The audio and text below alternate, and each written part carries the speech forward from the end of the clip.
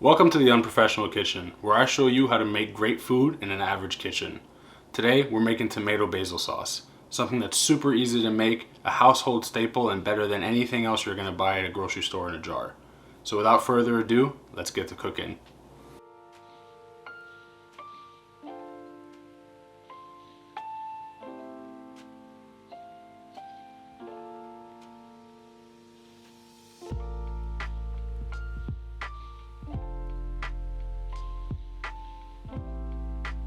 Going over the ingredients, you're going to want to start with 2 cans of whole peeled tomatoes. I'm using San Marzano, but go ahead and use whatever you can find at your local grocery store. We want 1 whole onion, diced, and about 4 or 5 cloves of minced garlic. We're also going to add 1 to 1.5 teaspoons of oregano.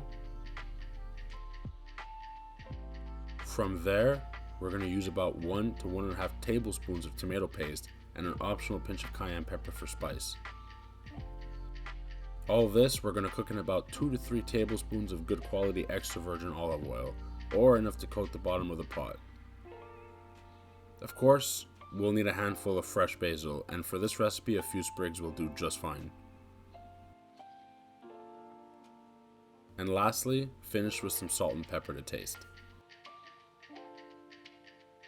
To start the prep, we're going to start by dicing the onion. Cut the onion in half and peel the skin. Start cutting lengthwise along the grain close as you can across the entire width of the onion. Then cut it parallel to the cross section like so.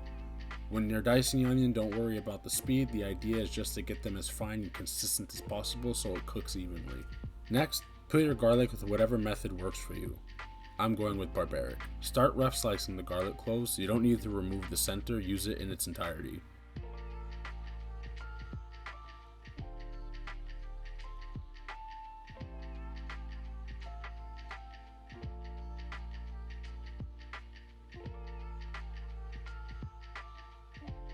Once that's done, get everything together and start mincing.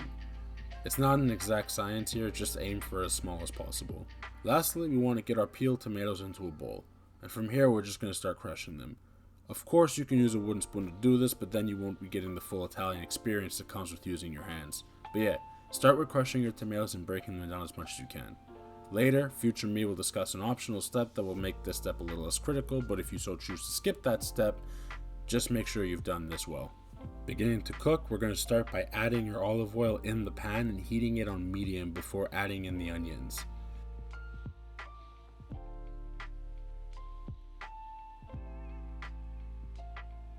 Cook the onions down for about 5 to 6 minutes. Idea here is we just want to release the flavor from the onion, so you're going to cook them until they start becoming translucent.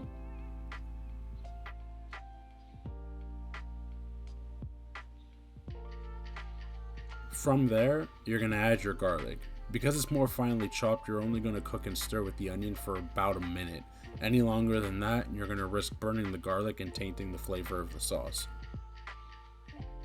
Now we start building on the flavor, and we're going to do this by adding the oregano and the optional chili flakes if you've chosen to be so bold at this stage.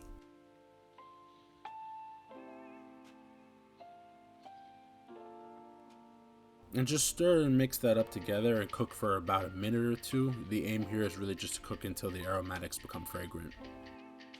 At this point, we can add the tomato paste. We want to stir to get this incorporated and cook this off for a couple of minutes. Allowing it some time in the pot will help to remove some of the harsher flavors and add a nice layer of depth and complexity to the sauce.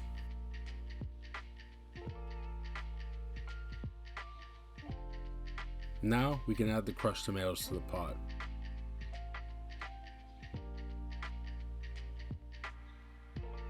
Stir to bring everything together and leave it on a medium heat until it's been brought up to a boil.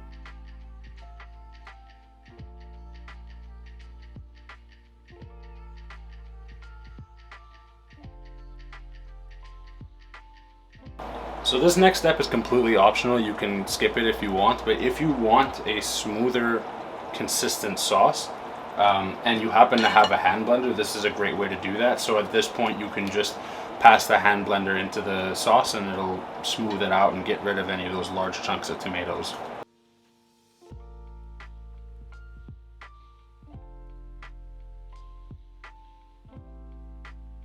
At this point, you can reduce the heat to low, add your basil, and allow it to simmer partially covered for a minimum of 2 hours, stirring about every 30 minutes. When all is said and done, you should be greeted with the best, most luxurious red sauce you've ever seen. Seasoned with kosher salt and black pepper to taste, adjusting to your liking, and it's ready to serve on whatever dish you're making.